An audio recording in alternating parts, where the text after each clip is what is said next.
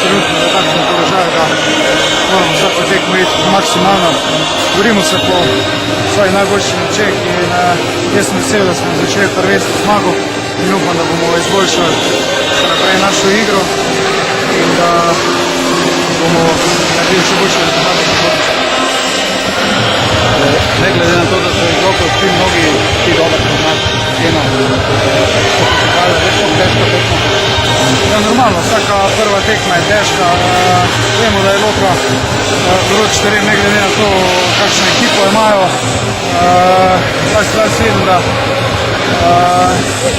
tudi z temi odhodi, ki so bili iz prejšnjega leta, da se to veliko ne pozna in da se nadaljuje v Loki dober rokomet.